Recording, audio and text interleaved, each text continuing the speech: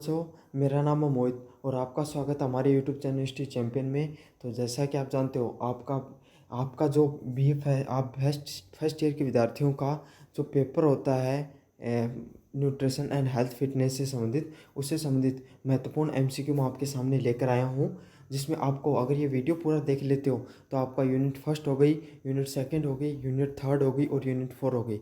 चारों के चारों जो यूनिट होती हैं उसका आपका रिवीजन बहुत अच्छे से हो जाएगा। तो चलो शुरू करते हैं। इससे पहले आपको क्या करना है, चैनल को सब्सक्राइब कर देना है, वीडियो को लाइक कर देना और अपने दोस्तों को जरूर से शेयर कर देना। चलो शुरू करें। WHO के अनुसार स्वास्थ्य की परिभाषा में निम्न में से कौन सा शब्द शामिल नहीं है? तो कौन सा शब्द शामिल नहीं है WHO के अनुसार डेफिनेशन ऑफ हेल्थ में? तो कौन सा नहीं है? सोशल सिक्योरिटी शब्द है वो शामिल नहीं है। According to the WHO, which of the following is not included in the definition of health? Health में कौन सा नहीं है? सामाजिक सुरक्षा। सोशल सिक्योरिटी जो शब्द होता है, सामाजिक सुरक्षा, उसका आपको पता है हेल्थ से क्या लेना देना? कोई लेना देना नहीं है। बाकी का जो मेंटल वेलबींग, भाई आपके मानसिक कल्याण, आपका मानसिक स्वास्थ्य से संबंधित शब्द भी जुड़ा हुआ है। आपका फिजिकल वेलबींग से भी सब जुड़ा हुआ है। मतलब शारीरिक शारीरिक अगर कोई आदमी शारीरिक रूप से स्वस्थ है, मानसिक रूप से स्वस्थ है, तो वो आपको पता है स्वस्थ होगा, और सामाजिक रूप से भी स्वस्थ है। समझ में आ गया? समाज में भी उसकी अच्छी पहचान है तो भी वो स्वस्थ होता है। समझ में आ गया? तो सिक्योरिटी से संबंधित शब्द नहीं होगा इसका। वेलनेस शब्द मुख्यतः किस बात पर बल देता है? तो वेलनेस क्या होता है? वेलनेस शब्द है वो किस पर ज़्यादा जोर देता है? वो क्या देता है कि कोई भी व्यक्ति है ना, वो समग्र रूप से सामाजिक हो गया, सामाजिक हो गया, चाहे मानसिक हो गया, चाहे शारीरिक हो गया, तीनों रूप से उसका जो जीवन है वो क्या खुशहाल हो। समझ में आ गया? तो संपूर्ण जीवन शैली है वो क्या उसकी अच्छी हो, उसमें जो पूर्ण रूप से वो सही हो। तो यही होगा, संपूर्ण जीवन शैली है उसकी अच्छी होनी चाहिए। तो इसका सही आंसर क्या होगा? ऑप्शन नंबर बी है वो इसका सही आंसर होने वाला है। उसकी संपूर्ण जीवन शैली है वो सही होनी चाहिए। समझ में आ गया आपको? फिटनेस का मुख्य संकेतक क्या है? तो फिटनेस कोई भी आदमी का कैसे पता चलती है? उसके ऊर्जा के लेवल से। उसका ऊर्जा का लेवल शरीर में कितना ज़्यादा है, वो कितने अच्छे से शरीर को मेंटेन किया हुआ है। तो आपको पता ना, काफ़ी बार जो भाई अच्छा इंसान, जो शारीरिक रूप से मजबूत इंसान होगा, उसकी ऊर्जा भी हमेशा अच्छी ही आपको मिलेगी। तो इसका सही आंसर क्या होने वाला है? ऑप्शन नंबर बी है, ऊर्जा का स्तर है जो हमेशा अच्छा होगा एक फिटनेस, जो जिसकी अच्छी फिटनेस होगी इस व्यक्ति का। समझ में आ गया आपको? ऊर्जा स्तर से किसी भी व्यक्ति की फिटनेस का संकेत आपको देखने को मिलता है। WHO की स्वास्थ्य की परिभाषा कब दी गई थी? वेहन was the WHO define the health formula? तो कब किया था WHO ने? वर्ल्ड हेल्थ ऑर्गेनाइजेशन ने हेल्थ का फॉर्मूला कब दिया था? 1948 में हेल्थ का फॉर्मूला दिया गया था WHO के द्वारा। तो इसका सही आंसर क्या होगा? ऑप्शन नंबर बी है वो सही आंसर होने वाला है।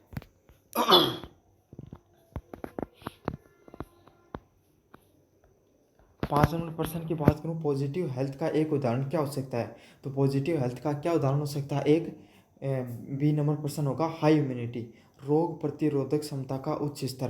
भाई कोई इंसान की हेल्थ अच्छी है तो उसकी रोग प्रतिरोधक क्षमता भी अच्छी होगी, कम से कम उसके जीवन में रोग लगे होंगे तभी तो वो क्या होगी, उसकी हेल्थ अच्छी होगी, पॉजिटिव होगी। अब कोई आदमी है उसकी रोग प्रतिरोधक क्षमता क्या है, खराब है, थोड़ा सा भी मौसम बदल जाए वो बीमार हो जाता है, तो उसकी कैसी है, नेगेटिव में आएगी उसकी रोग प्रतिरोधक क्षमता। समझ में आ गया आपको? रोग प्रतिरोधक क्षमता है कि भाई चाहे मुश्किल, मतलब जल्दी से वो बीमार नहीं होता है, वही उसका पॉजिटिव हेल्थ में आएगी। और एक चीज़ बता दूं, मैंने और भी वीडियो करवा रखे हैं न्यूट्रिशन एंड हेल्थ फिटनेस से संबंधित, वो उसका आपको जो डिस्क्रिप्शन है उसमें प्लेलिस्ट का लिंक मिल जाएगा, वहाँ पे जाके जरूर से चेकआउट कर लेना बाकी के वीडियोज़ भी। अगले वाला, संतुलित आहार में कौन सा पोषक तत्व सबसे अधिक ऊर्जा देता है? Which nutrition give the highest energy in balance diet? तो कौन सा देता है? आपको पता, जो फैट है ना, फैट, उससे सबसे ज़्यादा ऊर्जा मिलती है। जैसे आपने घी खा लिया, तो घी खाने के बाद में आपके शरीर में क्या होती है, ऊर्जा का स्तर है वो बढ़ता है। तो इसका सही आंसर क्या होने वाला है? ऑप्शन नंबर बी होने वाला है। तो कौन सा सबसे अधिक ऊर्जा देने का कार्य किसका होता है? वसा का या फैट का कार्य होता है। सबसे अधिक ऊर्जा वो कौन देती है? वसा या फैट ही देती है हमें। अगला कौन सा है? कार्डियोवास्कुलर फिटनेस किसका मापदंड है? तो मैं आपको अभी भी बता दूं, कार्डियोवास्कुलर है ना, कार्डियो शब्द ही किससे संबंधित जुड़ा होता है? कार्डियो शब्द है ना, जो कार्डियो शब्द है ना, वही किससे जुड़ा होता है? हृदय और फेफड़ों की क्षमता से या दक्षता से, एफिशिएंसी से जुड़ा होता है। तो आपको पता है कार्डियोवास्कुलर शब्द है, जो कार्डियो शब्द है वो किससे जुड़ा होता है? आपके हृदय और फेफड़ों से जुड़ा हुआ होता है। तो इसका सही आंसर क्या होगा? ऑप्शन नंबर बी होगा। आपकी दिल से संबंधित आपके पास कोई बीमारी नहीं होनी चाहिए, आपका जो फेफड़ा है वो भी अच्छे से कार्य करना चाहिए, तो वो क्या कहलाता है? कार्डियोवास्कुलर आपकी फिटनेस के लिए जाना जाता है वो चीज़ें। निम्नलिखित में से कौन सा जीवन शैली का रोग नहीं है? तो इनमें से कौन सा ऐसा रोग है जो जीवन शैली से संबंधित नहीं होता है? विच of the following is not a life style disease? तो कौन सी नहीं है लाइफ स्टाइल डिजीज? तो आपको पता है भाई, जैसे कि डायबिटीज़ है, तो डायबिटीज़ कैसे होगी? आपकी जीवन शैली सुस्त जीवन शैली है, आपने मेहनत नहीं करी है, आप थोड़ा सा कठिन कार्य नहीं करते हो, तो आपको ये हो सकती है। कैंसर क्या होगा? आपको कहीं ना कहीं आपकी जीवन शैली में कुछ खान पान में ऐसी चीज़ों में दिक्कत हुई, तब आपको हुई। उच्च रक्तचाप तो बताइए आपको, वही भाई नमक वगैरह ज़्यादा खाने से हो जाता है। तो एड्स है, वो आपको जीवन शैली से संबंधित नहीं होता है। तो अच्छे से याद कर लेना, एड्स होती है वो जीवन शैली से संबंधित बीमारी नहीं होती है, जो वायरस जनित बीमारी होती है। आयरन की कमी से कौन सी बीमारी होती है? तो आयरन की कमी से कौन सी बीमारी होती है? एनीमिया। एनीमिया समझ गए, खून की कमी को एनीमिया बोला जाता है। तो वायरस जो आयरन की कमी से कौन सी बीमारी होती है? एनीमिया नाम की जो बीमारी होती है वो किससे होती है? आपको आपके शरीर में आयरन की कमी से वो बीमारी हो जाती है। समझ में आ गया आपको? एनीमिया नामक बीमारी वो शरीर में आयरन की कमी से हो जाती है। अगले वाला 10 नंबर प्रश्न होता है, प्रोटीन का मुख्य कार्य क्या होता है? प्रोटीन का मुख्य कार्य क्या होता है? What is the main function of protein is? तो ऑप्शन नंबर बी होगा, रिपेयर द टिश्यूज। इसका क्या कार्य होता है प्रोटीन का? देखो आपको पता ना, जिम वाले लड़के क्या खाते हैं ज़्यादा? मैंने बताया था आपको पहले भी, प्रोटीन खाते हैं जिम वाले। क्यों खाते हैं प्रोटीन? क्योंकि उससे मसल बिल्डिंग होती है, शरीर फूलता है, मसल्स बनती हैं। समझ में आ गया ना आपको? सिक्स वो दिखाते ना, वो डंबल दिखाते हैं आपके अपने हाथों के, तो ऐसा बना के, तो वही सिक्स पैक किससे बनते हैं? आपकी मसल से बिल्डिंग होती है इसमें। तो ये टिश्यूज़ को भी रिपेयर करता है। टिश्यू क्या होते हैं? टिश्यू उत्तक होते हैं। इसी से क्या होता है? मसल्स के अंदर जो बनी होती है मसल्स, वो टिश्यूज से बनी होती है, उत्तकों से बनी होती है। तो उत्तकों का मरम्मत का कार्य भी इसका होता है, प्रोटीन का। 11 नंबर प्रश्न है, फिटनेस में कौन सी क्रिया जरूरी नहीं है? Which activity is not essential for fitness? तो कौन सी नहीं है? धूम्रपान है वो उसमें जरूरी नहीं है। भाई धूम्रपान करोगे तो फिटनेस आपकी अच्छी कैसे रहेगी? चलना भी अच्छी बात है, व्यायाम भी अच्छी बात है, रेस्ट भी अच्छी बात है फिटनेस के अंदर, लेकिन स्मोकिंग एक अच्छी बात नहीं होती है फिटनेस के अंदर। 12 नंबर प्रश्न है, तनाव से बचने का सबसे अधिक प्रभावी उपयोग क्या होता है? What is the effective way to avoid the stress? तो आप क्या कर सकते हो? मेडिटेशन करके अपने जीवन में क्या कर सकते हो? आप उसमें आप तनाव से बच सकते हो। तो सही आंसर क्या होने वाला है? ऑप्शन नंबर बी है वो सही आंसर होने वाला है। मेडिटेशन करके आप है वो तनाव से बचने का कार्य कर सकते हो। समझ में आ गया आपको? अगले वाला प्रश्न है 13 नंबर प्रश्न, जीवन शैली में सुधार के लिए पहला कदम क्या होता है? तो आपके जीवन में जीवन शैली होती है आपकी जो what is the first step toward improve the life style? तो आपकी लाइफ स्टाइल में आपको इम्प्रूव करने के लिए आपका पहला कदम क्या होता है? Diet and exercise balance. तो आहार और व्यायाम का संयोजन, मतलब आप आहार मतलब डाइट, और जो व्यायाम है उसको सही से अपने जीवन में उतारिए, उसको सही से क्या कीजिए? सही से आहार लीजिए, सही से आप अपना व्यायाम कीजिए, तो आपका जो जीवन शैली है उसमें काफ़ी ज़्यादा सुधार देखने को मिलेगा। अपने आप धीरे धीरे आपकी जो सुधार है वो उसमें होता चला जाएगा।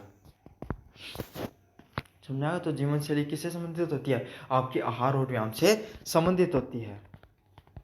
रोग प्रतिरोधक क्षमता बढ़ाने के लिए कौन सी विटामिन की भूमिका होती है? What which vitamin play a major role in the enhancing immunity? तो इम्यूनिटी को बढ़ाने के लिए कौन सा जो आपकी विटामिन होती है, तो कौन सी होती है? Vitamin C. विटामिन सी है, उसको इसीलिए लिया जाता है ताकि वो आपकी इम्यूनिटी को बढ़ा सके, आपकी रोग प्रतिरोधक क्षमता को बढ़ा सके। अगले वाला प्रश्न है, दिनचर्या में व्यायाम को समय कितना होना चाहिए? How much time should be given to the exercise daily? तो हमें कितना टाइम देना चाहिए? लगभग 30 मिनट से अधिक हमें डेली है वो व्यायाम से संबंधित देने चाहिए। तो इसका आंसर क्या होगा? ऑप्शन नंबर सी होगा, 30 मिनट से अधिक देने चाहिए आपको हमेशा जीवन में व्यायाम के लिए, अलग से रखने चाहिए व्यायाम के लिए आपको। 16 नंबर प्रश्न है, जंक फूड का सेवन किस प्रकार की फिटनेस को प्रभावित करता है? तो ये क्या करता है? आपकी ओबेसिटी है, मोटापे को बढ़ाने का कार्य करता है जंक फूड। तो इसका सही आंसर क्या होगा? ऑप्शन नंबर बी वो सही आंसर होने वाला है। इंक्रीज ओबेसिटी, आपके शरीर के अंदर जो आपका मोटापा होता है उसको बढ़ाने का कार्य करता है जंक फूड। तो इसका सही आंसर ऑप्शन नंबर बी होगा। ओबेसिटी का बढ़ाने का कार्य ही किसका होता है? जंक फूड का होता है। जंक फूड खा खा के आदमी कैसे जाते हैं? देखना आप, जो लोग जंक फूड खाते हैं जब मोटा है रिंग आछी जोर का, समझ में आ गया ना आपको?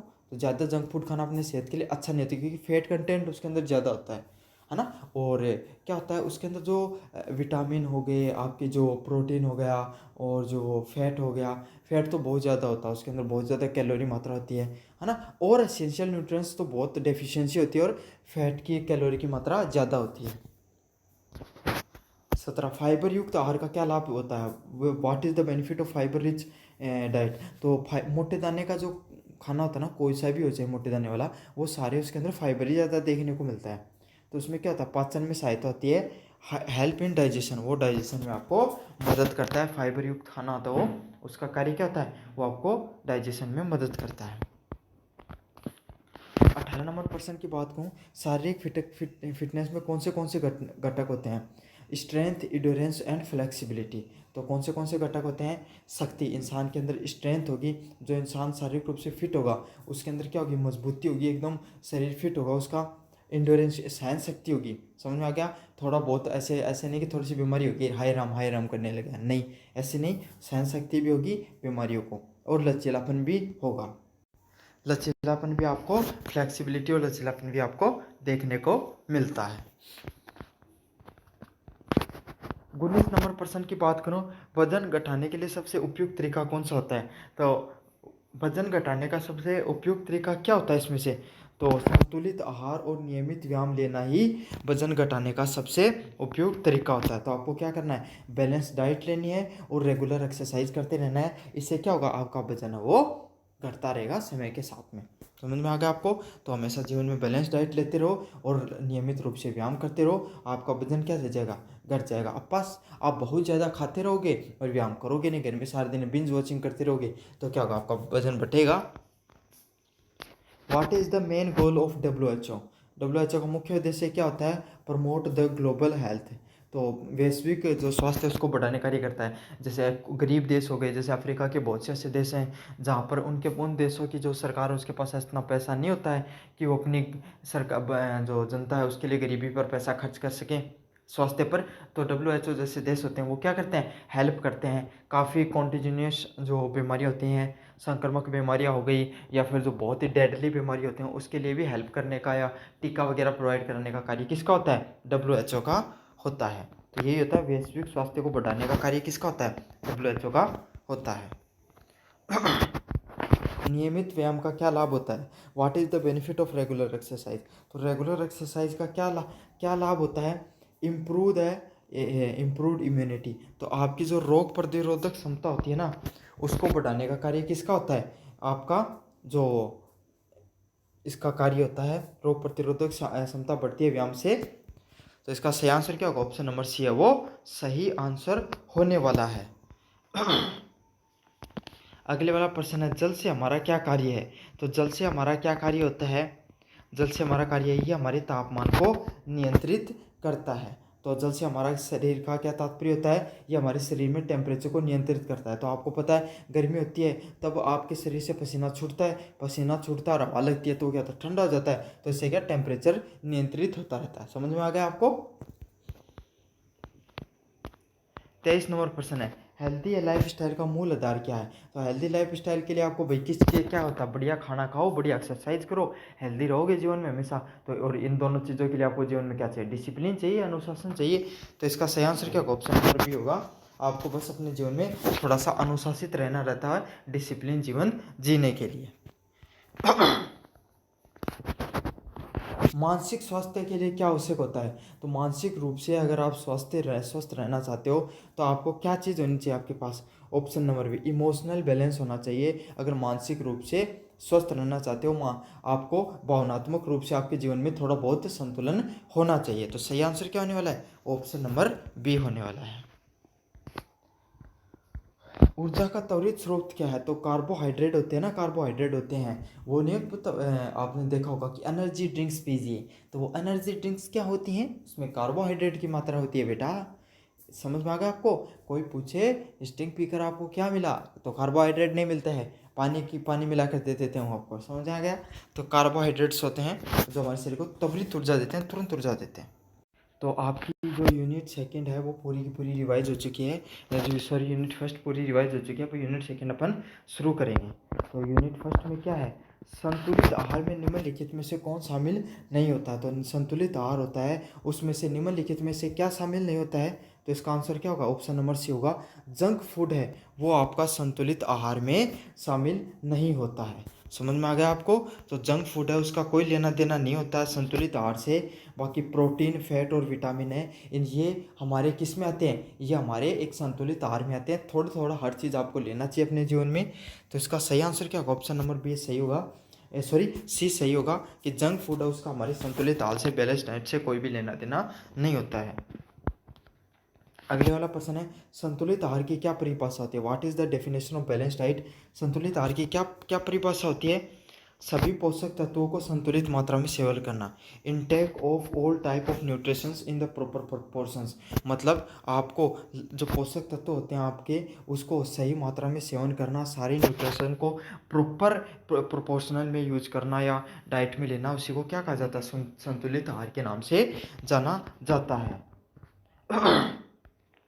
भोजन पिरामिड के आधार पर कौन सा खाद्य समूह सबसे अधिक मात्रा में सेवन किया जाना चाहिए? According to the food pyramid which group should be consume the most? तो फूड पिरामिड के अनुसार हमें सबसे ज़्यादा कौन सा भोजन लेना चाहिए? तो ग्रेन्स, जो मोटा अनाज होता है, हमें वो है अच्छे से लेना चाहिए। तो फूड पिरामिड में सबसे ज़्यादा जो कौन सा, क्यों फूड पिरामिड में क्या बताया गया है कि जैसे जैसे ऊर्जा की जैसे जैसे आप पिरामिड में ऊपर बढ़ते चले जाते हो, तो सबसे पहले तो ये दाने वगैरह ही आते हैं, इनमें सबसे ज़्यादा ऊर्जा रहती है। समझ में आ गया आपको? तो ग्रेन्स हो गई, अनाज हो गया, साबुत अनाज हो गया ना, उसमें सबसे ज़्यादा ऊर्जा देखने को मिलती है। जैसे जैसे ऊपर चलते चले जाते हो ना, तो एनर्जी वेस्ट होती चली जाती है, मीट वगैरह में कम ऊर्जा होती है पिरामिड के अनुसार। रेफरेंस उम्र मैन की उम्र WHO के अनुसार कितनी होती है? 29 से 30 साल, 20 से 39 साल होती है। What is the reference man according to the WHO? तो 20 to 39 year old are known as the reference man. समझ में आ गया आपको? अगले वाला प्रश्न है, रेफरेंस मैन प्रतिदिन कितनी कैलोरी की आवश्यकता रखता है? How many calories per day does a reference man required? तो कितनी कैलोरी चाहिए होती है उसको? 2400 कैलोरीज पर डे चाहिए एक रेफरेंस मैन को। समझ में आ गया आपको? 20 से लेकर 39 साल तक, मतलब 40 साल मान लो अब, वहाँ तक कोई भी व्यक्ति को कितना 2400 कैलोरी हर दिन चाहिए उसको डाइट के लिए। रेफरेंस वुमेन की औसत ऊंचाई कितनी मानी जाती है?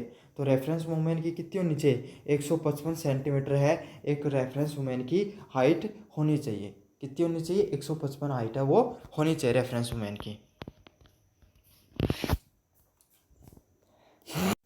बैलेंस डाइट की क्या क्या भूमिका होती है? तो बैलेंस डाइट आपके शरीर में क्या करती है?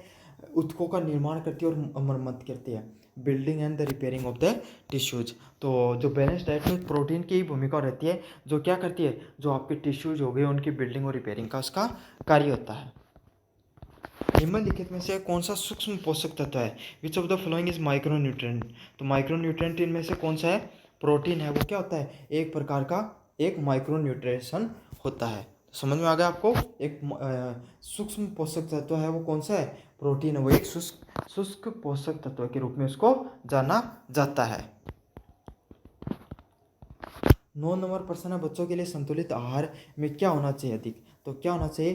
फैट एंड प्रोटीन्स हैं वो ज़्यादा होनी चाहिए बच्चों के आपके जो संतुलित आहार या बैलेंस डाइट के अंदर। तो इसका सही आंसर क्या होने वाला है? ऑप्शन नंबर बी है वो सही ऑप्शन होने वाला है। बच्चों का जो संतुलित आहार होता है, बैलेंस डाइट होती है, उसमें फैट एंड प्रोटीन्स की जो मात्रा होती है वो ज़्यादा देखने को आपको मिलती है। उसमें ज़्यादा से ज़्यादा फैट और प्रोटीन आपको डालना चाहिए। समझ में आ गया आपको? वसा और प्रोटीन है उसको संतुलित आहार में ज़्यादा से ज़्यादा होना चाहिए। 10 नंबर प्रश्न की बात करूं, भोजन पिरामिड में वसा फैट किस स्तर पे होती है? तो आपको पता है जो वसा या फैट होती है वो सबसे ऊपरी लेवल पे होती है। सबसे ऊपरी लेवल पे होती है वसा और फैट है वो सबसे ऊपरी लेवल पर होती है। तो इसका सही आंसर क्या होने वाला है? ऑप्शन नंबर सी है वो सबसे सही आंसर होने वाला है। जो फैट होती है वो सबसे उच्चतम स्तर पर होती है आपके जो भोजन का जो पिरामिड होता है ना उसमें। समझ में आ गया आपको? अच्छे से याद कर लेना, सबसे उच्चतम स्तर पर होती है आपकी वसा व फैट। WHO के अनुसार एक स्वास्थ्य आहार में चीनी की खपत कुल ऊर्जा के कितना प्रतिशत होना चाहिए? According to WHO, sugar consumption should be less than total percentage of what percentage of total energy. तो टोटल एनर्जी से कितना प्रतिशत होना चाहिए शुगर को? आपका 10% है वो कुल खपत की, और चीनी की कुल खपत है वो कुल ऊर्जा का 10% होना चाहिए। तो कितना होना चाहिए? 10% होना चाहिए। तो इसका सही आंसर क्या होने वाला है? सी नंबर ऑप्शन होने वाला है। 12 नंबर प्रश्न, रेफरेंस वुमेन को प्रतिदिन कुल कितनी ऊर्जा की आवश्यकता होती है? तो 2000 कैलोरी की आवश्यकता होती है। और आदमी को कितनी की होती है? 2400 कैलोरी की आवश्यकता होती है। रेफरेंस मैन को 2400 की, रेफरेंस वुमेन को 2000 कैलोरी की आवश्यकता होती है। और रेफरेंस मैन की हाइट 155 होती है और रेफरेंस वुमेन की, और रेफरेंस मैन की 170 सेंटीमीटर होती है।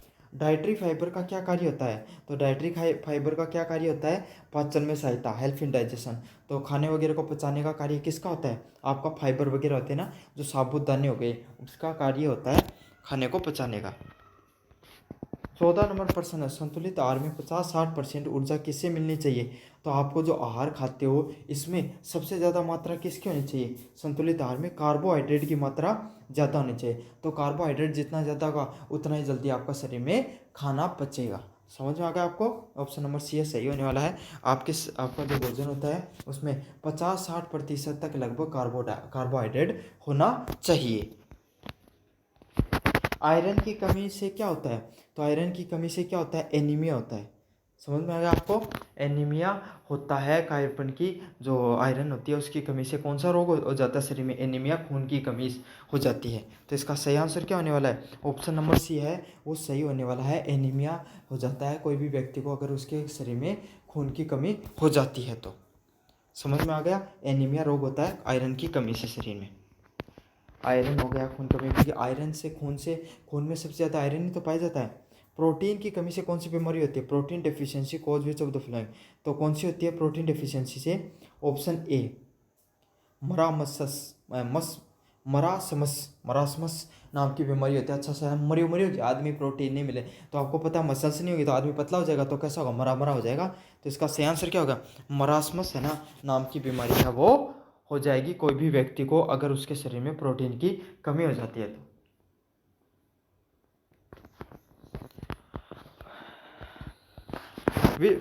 What kind of food is suitable for elderly people. तो वृद्धों के लिए किस प्रकार का भोजन उपयुक्त होता है? तो किस प्रकार का? Low fat, low salt and fat का जो भोजन होता है वही जो वृद्ध लोग होते हैं, बूढ़े लोगों के लिए सही रहता है। समझा? कम नमक होना चाहिए, कम वसा वाला फूड है वो होना चाहिए।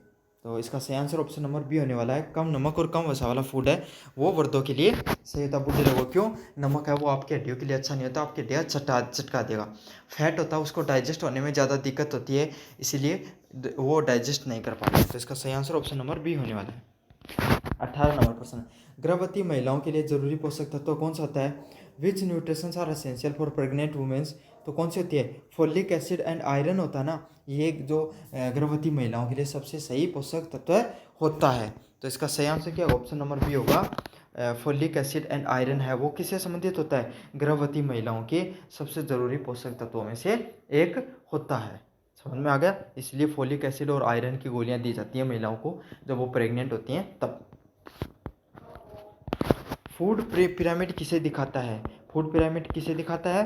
पौष्टिक भोजन की प्राथमिकता को, priorities of nutritions nutritious food groups. तो जो पौष्टिक भोजक होता है, पौष्टिक भोजन की प्राथमिकता को दिखाने का कार्य होता है फूड पिरामिड को। तो इसका सही आंसर क्या होने वाला है? ऑप्शन नंबर बी है वो। पौष्टिक भोजन होता है, उसकी प्राथमिकता को दिखाने का कार्य किसका होता है? फूड पिरामिड का कार्य होता है पौष्टिक भोजन की आपको क्या दिखाता है? प्राथमिकता दिखाया, प्रायोरिटी के रूप में दिखाता है। 20 नंबर प्रश्न है, रेफरेंस मैन का औसत वजन कितना होता है? 65 किलो वजन होता है। कोई भी रेफरेंस मैन होता है उसका, समझ में आ गया? उसका कितना वजन होना चाहिए? कोई भी रेफरेंस मैन होता है जिसकी हाइट 170 होती है, उसकी 65 किलो के आसपास उसका वजन हमेशा जीवन में होना चाहिए। ऑप्शन नंबर सी है, 65 kg वजन होता है। WHO की गाइडलाइन के अनुसार आहार में ट्रांस फैट की मात्रा कितनी होती है? तो कितनी होती है? 2% मात्रा होती है ट्रांस फैट की आपके डाइट के अंदर। तो कितनी होनी चाहिए WHO के अनुसार? ट्रांस फैट की जो आपकी डाइट में मात्रा 2% मात्रा से ज़्यादा नहीं होना चाहिए। 22 नंबर प्रश्न है, बैलेंस डाइट प्लानिंग का पहला कदम क्या होता है? तो बैलेंस डाइट प्लानिंग का पहला कदम क्या होता है? सही आंसर क्या होगा? Diet assessment. तो आपको आहार का पूरा मूल्यांकन करना चाहिए, डाइट का पूरा मूल्यांकन करना चाहिए। तो तभी क्या हो सकते हैं, आप अपने बैलेंस डाइट की प्लानिंग को समझ सकते हो। समझ में आ गया आपको?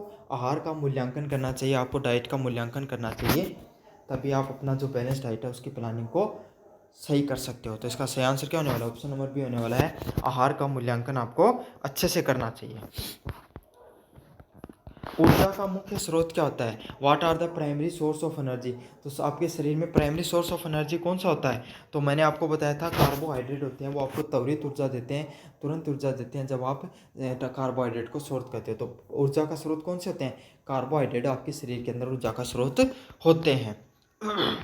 24 नंबर प्रश्न है, भोजन योजना में कौन सा कारक सबसे महत्वपूर्ण होता है? What is the most important factor in the meal planning? तो कौन से होते हैं मील प्लानिंग में? ऑप्शन नंबर बी है, न्यूट्रिशन वैल्यू होगी, पोषक मूल्य हो गया, वो सबसे महत्वपूर्ण क्या होते हैं? सबसे महत्वपूर्ण होते हैं, कारक होते हैं आपको आपके उसके अंदर भोजन योजना के अंतर्गत। रेफरेंस वुमेन का औसत वजन कितना होता है? तो कितना होता है? ऑप्शन नंबर सी, 55 किलो वजन होना चाहिए एक महिला का, जिसकी हाइट कितनी होती है? 155 किलो होती है। समझ में आ गया? और कितनी कौन सी उम्र तक मानी जाती है? वही 20 से 20 आपकी 39 तक मानी जाती है। समझ में आ गया आपको सारी चीज़ें? आपकी जो यूनिट नंबर 2 है वो भी रिवाइज हो चुकी है, थ्योरी भी मैंने बताने की कोशिश की है, साथ के साथ आपको वो भी बताया, क्या बोलते हैं, MCQ भी करवा दिए हैं। यूनिट नंबर 3 होता है, यूनिट नंबर 3 है, प्रोसेस फूड का मुख्य उद्देश्य क्या होता है? What is the main purpose of the process food? तो प्रोसेस फूड का क्या मेन पर्पज होता है? Increase self life. समझ में आ गया आपको? इंक्रीज सेल्फ लाइफ मतलब खुद की लाइफ है वो बचा के रखता है। प्रोसेस फूड क्या होता है? प्रोसेस फूड के अंदर आपको जो आर्टिफिशियल प्रिजर्वेटिव्स, आर्टिफिशियल जो है क्या बोलते हैं, कलर वगैरह डाले जाते हैं, तो ये किस लिए डाले जाते हैं? ताकि इनकी जो ये खुद हैं ये काफ़ी दिनों तक बच के रहें, सड़े नहीं, गले नहीं, इसलिए सब डाले जाते हैं। तो इनकी खुद की जो हेल्थ के लिए बचाने के लिए इनका प्रयोग में लिया जाता है। अगले वाला प्रश्न है, निम्नलिखित में से कौन सा प्रोसेस फूड का उदाहरण है? विच of the following is an example of process food? तो ऑप्शन नंबर सी है वो सही आंसर होने वाला है। इंस्टेंट जो नूडल होते हैं, तुरंत जो नूडल बन जाते हैं, वो किसका उदाहरण होते हैं? एक प्रोसेस फूड का उदाहरण होते हैं। तो इसका सही आंसर क्या होगा? ऑप्शन नंबर सी है वो सही आंसर होने वाला है। इंस्टेंट जो नूडल होते हैं वो तुरंत इंस्टेंट नूडल है वो क्या प्रोसेस फूड का पार्ट होते हैं। अगले वाला क्या है? अल्ट्रा प्रोसेस फूड की क्या विशेषता होती है? तो अल्ट्रा प्रोसेस फूड की क्या विशेषता होती है? कई खाद्य यौगिकों को एसिटिव से युक्त होता है। तो कई खाद्य पदार्थ यौगिक वो एसिटिव से युक्त होते हैं। Contains many compounds and additives. तो अल्ट्रा प्रोसेस फूड क्या होते हैं? जिसके अंदर एक से अधिक प्रिजर्वेटिव्स डाल रखे हैं, कई कंपाउंड हैं और कई एडिक्टिव डाल रखे हैं ताकि आपको एडिक्शन वगैरह लग जाए। तो समझ में आ गया आपको? अल्ट्रा प्रोसेस फूड में बहुत सारे कंपाउंड वगैरह डाल के रखते हैं, प्रिजर्वेटिव्स वगैरह डाल के रखते हैं। 4 नंबर प्रश्न क्या है? कन्वीनियंस फूड कौन सा होता है? तो कन्वीनियंस फूड कौन सा होता है? आसानी से जो भोजन तैयार हो जाए वही कन्वीनियंस फूड होता है। वही तुरंत आपने उसको डाला और बना लिया, तो वही कौन से फूड में आएगा? कन्वीनियंस फूड की कैटेगरी में आने वाला है। समझ में आ गया। जो भोजन आप आसानी से बनाकर तैयार कर सकते हो उसको कन्वीनियंस फूड की श्रेणी में डाला जाता है। तो इसका सही आंसर क्या होगा? ऑप्शन नंबर बी है वो सही आंसर होने वाला है। आसानी से जो भोजन तैयार हो जाए, प्रिपेयर हो जाए, उसी को कन्वीनियंस फूड की श्रेणी में डाला जाता है। पैकेट फूड में कौन सा हानिकारक वस्तु पाई जाती है? Which harmful component is often found in packet food. तो पैकेट फूड के अंदर कौन सा हार्मफुल जो प्रोडक्ट है वो पाया जाता है? तो ट्रांस फैट है वो आपको हार्मफुल जो पैक्ट होते हैं फूड होता है उसके अंदर पाया जाता है। समझ में आ गया? ट्रांस फैट समझ गए? अल्ट्रा प्रोसेस जो फैट होते हैं जो ऑयल वगैरह से बनाए जाते हैं उसको ट्रांस फैट के नाम से जाना जाता है। 6 नंबर प्रश्न है, प्रोसेसिंग के द्वारा किस पोषक तत्वों की सबसे अधिक हानि होती है? Which nutritions is most likely to be lost during processing. Processing के दौरान सबसे ज़्यादा कौन सा पोषक तत्व है हमारे शरीर से चला जाता है? विटामिन है वो प्रोसेस के द्वारा आपके सबसे ज़्यादा उनकी हानि होती है। तो इसका सही आंसर क्या होने वाला है? ऑप्शन नंबर सी है वो होने वाला है। विटामिन्स होती हैं उसको सबसे ज़्यादा खराब हो जाती हैं प्रोसेस के अंदर कोई भी फूड की। 7 नंबर प्रश्न है, अल्ट्रा प्रोसेस फूड में अक्सर अधिक मात्रा में क्या पाया जाता है? Ultra process food often contain the excessive amount of salt, sugar and fat. तो नमक, चीनी और वसा है वो अल्ट्रा प्रोसेस फूड में सबसे अधिक मात्रा में पाए जाते हैं। कौन से? नमक, चीनी और वसा है, सोल्ट है, शुगर है और फैट है, वो सबसे ज़्यादा पाए जाते हैं अल्ट्रा प्रोसेस फूड के अंदर। अगले वाला होता है excessive consumption of processed food is likely. तो अगर आप अधिक से अधिक क्या खाओगे? प्रोसेस्ड फूड खाओगे तो इसके आपके शरीर में क्या बढ़ेगी? ओबेसिटी है, मोटापा है वो बढ़ जाएगा। तो क्या बढ़ेगी? ओबेसिटी है, मोटापा है वो आपके शरीर में बढ़ जाएगा अगर आपसे एक से अधिक क्या खाओगे? प्रोसेस्ड फूड को खाओगे तो। 9 नंबर प्रश्न है, प्रोसेस फूड में मिलने वाला प्रिजर्वेटिव का क्या कार्य होता है? तो प्रिजर्वेटिव क्या का कार्य क्या होता है? प्रोसेस में फूड में मिलने वाला प्रिजर्वेटिव किस चीज़ का कार्य करता है? खराब होने से बचाने के लिए, आपको स्पॉइल होने से बचाने के लिए प्रोसेस फूड में प्रिजर्वेटिव का कार्य होता है कि भाई जो आपका सामान है, खाना है, वो खराब नहीं हो ज़्यादा से ज़्यादा। तो इसका सही आंसर क्या होने वाला है? ऑप्शन नंबर सी है वो सही होने वाला है। 10 नंबर प्रश्न की बात करूँ, प्रोसेस फूड में कौन सा एडिक्टिव रंग प्रदान किया जाता है? तो प्रोसेस फूड होता है उसमें कौन सा एडिक्टिव रंग प्रदान किया जाता है? फूड कलर वगैरह डाले जाते हैं, एडिक्टिव रंग डाले जाते हैं किसमें? प्रोसेस फूड के अंदर। तो समझ में आ गया आपको? आपके फूड कलर वगैरह डाले जाते हैं, प्रोसेस फूड होते हैं उसके अंदर। 11 नंबर प्रश्न है, पैकेजिंग में प्रयुक्त बीपी बायोस्फिनोल स्वास्थ्य के लिए किस प्रकार से प्रभावित करता है? तो जो बायोस्फिनोल ए है ये स्वास्थ्य को किस प्रकार से प्रभावित कर सकता है? हार्मोनल में गड़बड़ी करता है, डिसरप्ट्स द हार्मोनल। तो आपके शरीर में हार्मोनल डिसबैलेंस हो सकता है अगर आप बिस्फिनोल ए है उसका अगर सेवन वगैरह कर लेते हो या फिर शरीर के अंदर अगर चला जाता है तो आपको हार्मोनल डिसबैलेंस देखने को मिल सकता है। कन्वीनियंस फूड को स्टोर करने के लिए आमतौर पर क्या किया जाता है? तो कन्वीनियंस फूड है तो आपको उसको स्टोर करने के लिए आमतौर पर क्या किया जाता है? फ्रीजिंग वगैरह के लिए कन्वीनियंस स्टोर को आपको what is commonly done to store the convenience food. तो कन्वीनियंस फूड होते हैं जो आसानी से खाने वाले फूड होते हैं उसको क्या किया जाता है? फ्रीज़र वगैरह में रख लिया जाता है। तो आपको पता है विदेशों में क्या होते हैं? पिज़्ज़ा हो गया, बर्गर हो गया या फिर कोई भी फूड होगा, दलिया भी, वो कैसा आता है? पैक्ड फूड में आता है, सारा बना का बनाया, बस उसको क्या करो आप गर्म करो और खा लो। बस पिज़्ज़ा को आप ओवन में डालो, बना बनाया तैयार तुर मिलेगा आपको, एकदम खा लेना। समझ, दलिए में गर्म पानी डालो, मिलाओ और खा लो, ऐसा फूड होता है। उसको क्या बोला जाता है? कन्वीनियंस फूड के नाम से जाना जाता है और उसको फ्रीजर में रखा जाता है। 13 नंबर प्रश्न, निम्नलिखित में से कौन सा अल्ट्रा प्रोसेस फूड नहीं है? विच of the following is not an ultra process food. तो कौन सा नहीं है? केला एक अल्ट्रा प्रोसेस फूड नहीं है, जिसमें भाई केला सीधा नेचुरल फूड है, अल्ट्रा प्रोसेस कहाँ है? तो यहाँ पर ब्रेड, सॉफ्ट ड्रिंक और पिज्ज़ा है, सब क्या है? अल्ट्रा प्रोसेस किए हुए फूड होते हैं, जबकि केला नहीं होता है। 14 नंबर प्रश्न है, कन्वीनियंस फूड का सबसे बड़ा लाभ क्या होता है? तो क्या होता है भाई कन्वीनियंस फूड का सबसे तगड़ा लाभ? जल्दी से तैयार हो जाता है। समझ में आ गया आपको? क्विक प्रिपरेशन हो सकती है इसकी, तुरंत कभी आप चाहो जब इसका प्रिपरेशन करवा सकते हो, तुरंत तैयार होने वाला फूड होता है। इसका क्या होता है? इसको कन्वीनियंस फूड के नाम से जाना जाता है। अल्ट्रा प्रोसेस फूड पर लगातार सेवन करने से किस मानसिक बीमारी से जुड़ा होता है? तो अल्ट्रा प्रोसेस फूड अगर आप लगातार खाते रहोगे तो आपको क्या हो सकती है, डिप्रेशन और एंजाइटी से आप गुजर सकते हो। तो कौन सा बीमारी होने की ज़्यादा चांसेस होते हैं अल्ट्रा प्रोसेस फूड खाने से? डिप्रेशन और एंजाइटी होती है, क्योंकि इससे न्यूट्रिशन वैल्यू वगैरह होती है वो इतनी ज़्यादा तो ऐड तो होती नहीं इंसान के शरीर में, इसीलिए। तो क्या हो सकता है, आपको डिप्रेशन का शिकार हो सकते हो और आप अपने जीवन में चिंता वगैरह उसका शिकार हो सकते हो। अगला वाला है, प्रोसेस फूड में स्वाद बढ़ाने के लिए क्या मिलाया जाता है? What is added to the process food to enhance the flavour? तो किसका बनाया जाता है? साल्ट, नमक और मसाले मिलाए जाते हैं, साल्ट और स्पाइसेस मिलाई जाती हैं। आपको इस जो कुरकुरे वगैरह आते हैं इनमें भी देख लो आप, क्या होते हैं, नमक और मसाले को ज़्यादा मिलाया जाता है ताकि आपको खाने में चटपटा लगे एकदम।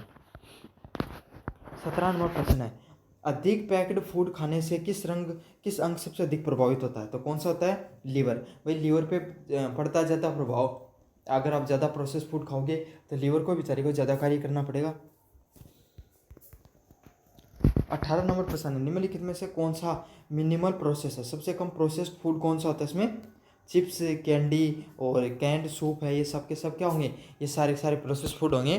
बॉइल्ड अंडा, जो उबला हुआ अंडा है, वो क्या होगा? सबसे कम प्रोसेस क्या हुआ, खाना होने वाला है। तो सही आंसर क्या होगा? ऑप्शन नंबर ए है, उबला हुआ अंडा है वो सबसे कम प्रोसेस फूड की श्रेणी में आएगा। कन्वीनियंस फूड अक्सर किस पोषक तत्वों की कमी करता है? कन्वीनियंस फूड इज ऑफ्टन लो इन। तो कन्वीनियंस फूड में सबसे कम क्या होता है? फाइबर। फाइबर है, फाइबर की मात्रा वो सबसे कम देखने को मिलती है किसी भी प्रोसेस फूड के अंदर। समझ में आ गया आपको? सही आंसर क्या होने वाला? ऑप्शन नंबर बी है, फाइबर है वो सबसे कम होता है आपके प्रोसेस फूड के अंतर्गत।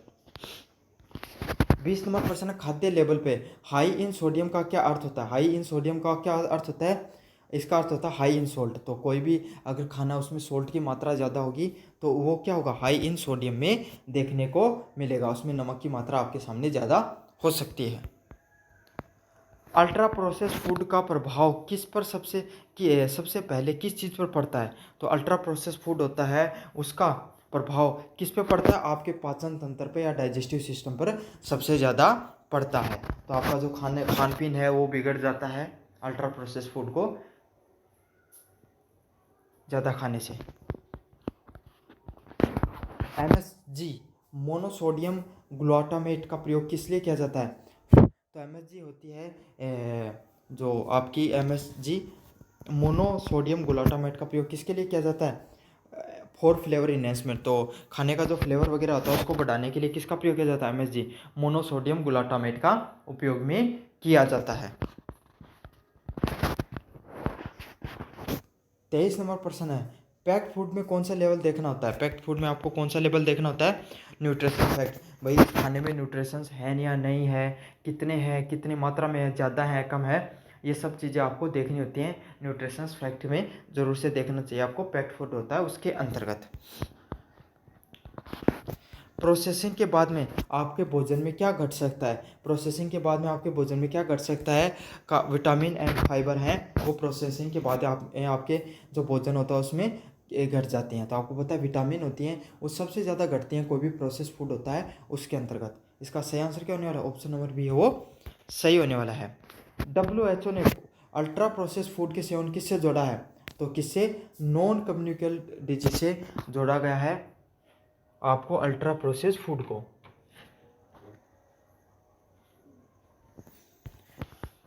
यूनिट नंबर 4 की बात करें, नियमित शारीरिक गतिविधियों से क्या लाभ होते हैं? विच of the following is not a benefit of regular activities. तो अगर आप रेगुलर एक्सरसाइज करोगे तो आपका वजन है वो क्या आपको भी पता है भाई, जब वजन कम करने के लिए तो एक्सरसाइज वगैरह की जाती है, तो वजन है वो आपका कम बढ़ता है, वजन में कम वृद्धि होती है आपका रेगुलर एक्सरसाइज करने से। समझ में आ गया आपको? पौष्टिक भोजन और व्यायाम का मेल किससे जुड़ा होता है? A combination of the nutritious food and exercise is linked with. A combination of the nutritious food and exercise is linked with. तो आपके जीवन में जो पौष्टिक भोजन और व्यायाम का मेल किससे जुड़ा होता है? इसका सही आंसर ऑप्शन नंबर सी होगा, हेल्दी लाइफस्टाइल से, स्वस्थ जीवन शैली से आपका पौष्टिक भोजन और व्यायाम है वो जुड़ा हुआ होता है। तो इसका सही आंसर क्या होगा? ऑप्शन नंबर सी है वो सही आंसर होने वाला है। 3 नंबर प्रश्न है, सेडेटरी लाइफस्टाइल से कौन सी समस्या बढ़ती है? Which problem is aggravated by the sedentary lifestyle. तो आपके जीवन में अगर आपकी जो जीवन शैली है वो कैसी है, एकदम सेडेटरी, आप पड़े रहते हो, आप जीवन में ज़्यादा कार्य नहीं करते हो, तो उससे कौन सी जीवन शैली बढ़ेगी आपकी? मोटापा है, ओबेसिटी है, वो ज़्यादा देखने को मिलती है। तो इसका सही आंसर क्या होगा? ऑप्शन नंबर सी होगा। सेडेटरी लाइफ से आपकी जो मोटापा है वो ज़्यादा देखने को मिलता है, ज़्यादा बढ़ता है। अगला वाला है dual burden of mole nutrition. निम्नलिखित में से कौन से दो पहलू शामिल होते हैं? Aspect of dual burden of मल न्यूट्रिशन होता है, उसमें कौन से दो एस्पेक्ट लागू होते हैं? सही आंसर होगा ऑप्शन नंबर बी होगा, under nutrition and over nutrition. तो कुपोषण में क्या होगा? क्या तो आपको पास एकदम कुपोषण कम होगा, मतलब आप एकदम पतले दबले पुतले से रहोगे, और अधिक पोषण में क्या होगा? आप ज़्यादा मोटे हो जाओगे। तो मल न्यूट्रिशन का यही होता है, क्या तो कुपोषण का शिकार होगे या अधिक पोषण का आप शिकार हो सकते हो। डाइटरी बेनिफिट्स का, डाइटरी हैबिट्स का क्या प्रभाव होता है? Dietary habits are impacts. तो किसको अभी डाइटरी हैबिट्स से वो इम्पैक्ट करती हैं? आपकी ओवरऑल हेल्थ को डाइटरी हैबिट्स है वो क्या करती हैं? संपूर्ण स्वास्थ्य को बढ़ाने में मदद करती हैं। तो इसका सही आंसर क्या होने वाला है? ऑप्शन नंबर सी है वो सही आंसर होने वाला है। ओवरऑल हेल्थ को बढ़ाने का कार्य होती है आपकी डाइटरी बेनिफिट्स का। 6 नंबर प्रश्न है, दिन में कितनी बार शारीरिक गतिविधियों करना आदर्श माना जाता है? तो कितनी देर आपको फिजिकल एक्टिविटी करनी चाहिए एक दिन में? तो इसका सही आंसर क्या होगा? ऑप्शन नंबर सी है 30 मिनट या 30 मिनट से अधिक है वो आपको क्या करनी चाहिए? शारीरिक गतिविधियां हैं वो जीवन में करनी चाहिए। तो इसका सही आंसर क्या होने वाला है? ऑप्शन नंबर सी है वो सही आंसर होने वाला है। 30 मिनट या 30 मिनट से अधिक आपको शारीरिक गतिविधियां वो जरूर से करनी चाहिए। अगले वाला प्रश्न है, किस उम्र के में पोषण तत्वों की आवश्यकता सबसे अधिक होती है? तो सबसे ज़्यादा पोषक तत्व किसे चाहिए? इन्फेंट्स को, शिशुओं को, सबसे ज़्यादा छोटे बालक हो है ना, एकदम जो जामेडा हुए हैं, उन्हें सबसे ज़्यादा पोषक तत्वों की जरूरत है शरीर को बढ़ावा देने के लिए। तो इसका सही आंसर क्या? ऑप्शन नंबर डी होने वाला है। कि शारीरिक गतिविधियों से संपूर्ण शरीर को लाभ होता है? तो कौन से होती है? स्विमिंग से, तैराकी आप करते हो, इससे शरीर को सबसे ज़्यादा फायदा होता है। तो इसका सही आंसर क्या होने वाला? ऑप्शन नंबर सी होता है। स्विमिंग से किसी भी व्यक्ति को सबसे ज़्यादा जीवन में फायदा देखने को मिलता है। अधिक भोजन और कम व्यायाम का क्या प्रभाव होता है? What is a result of over reacting and lack of exercise. तो आप बहुत ज़्यादा खाते हो और एक्सरसाइज बिल्कुल नहीं कर रहे हो, तो इससे क्या होगा? आपके शरीर में ओबेसिटी है, मोटापा है वो बढ़ने वाला है। समझ में आ गया? आप बहुत ज़्यादा खा रहे हो, एक्सरसाइज करने का कोई नाम नहीं है आपके पास आपके जीवन में, तो आप क्या होगे? मोटापे का शिकार होना ये तय है आपके जीवन में। इसलिए जीवन में संतुलित आहार लीजिए और एक्सरसाइज भी करते रहिए। ड्यूल बर्डन ऑफ मल न्यूट्रिशन किस समस्या किस देश में है? तो उभरते हुए अर्थव्यवस्था वाले देश है, जो आज के समय जो डेवलप हो रहे हैं ना धीरे धीरे देश, इनमें आपको ड्यूल बर्डन ऑफ मल न्यूट्रिशन मतलब क्या तो अधिक पोषण वाले लोग हैं, अच्छे मोटे लोग हैं, या एकदम दुबले पतले से हैं, पोषक तत्वों की कमी देखने को मिलती है। तो जैसे अफ्रीकन के देश हो गए, थोड़ा बहुत भारत, पाकिस्तान, ये जो साउथ एशिया के देश आते हैं, इनमें भी ये समस्या ज़्यादा देखने को मिलती है। 11 नंबर प्रश्न, अत्यधिक जंक फूड खाने से कौन सी बीमारी हो सकती है? तो कौन सी हो सकती है? टाइप 2 डिजीज़ है वो हो सकती है आपको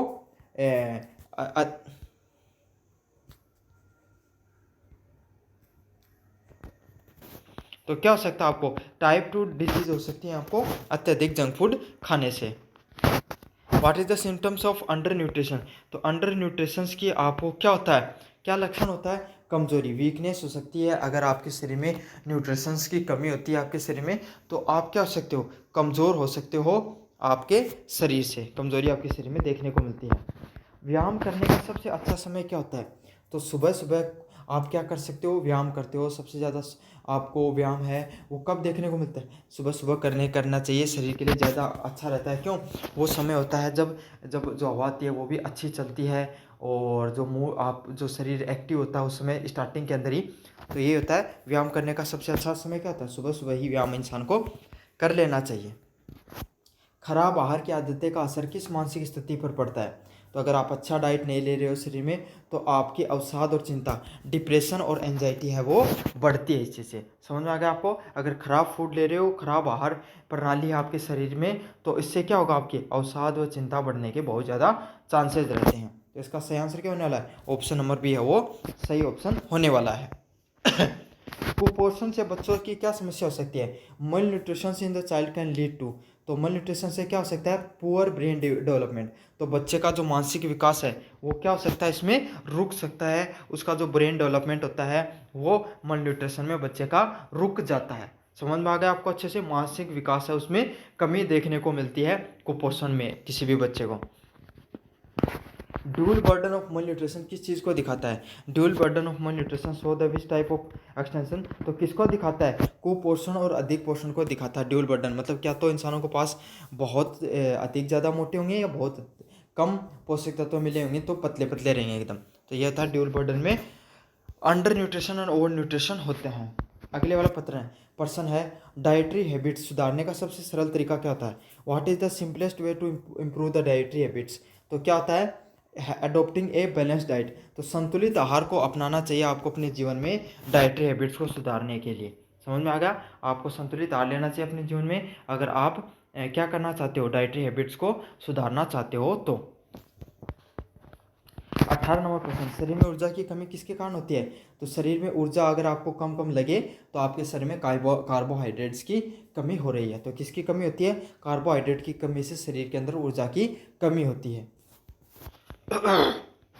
19, भारत में ड्यूल बर्डन का क्या अर्थ होता है?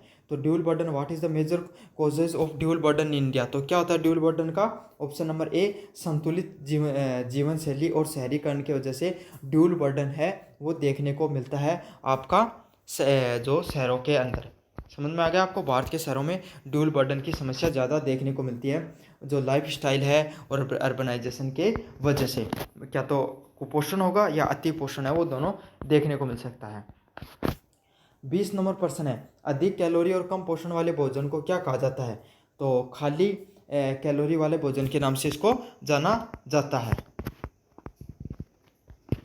कौन सी गतिविधि शारीरिक और मानसिक स्वास्थ्य दोनों को लाभ पहुंचाती है? तो कौन सी ध्यान और योग है वो आपको शारीरिक और मानसिक दोनों तरीके से स्वस्थ रखने का कार्य करेंगे। Meditation and yoga can improve your both physical and mental health.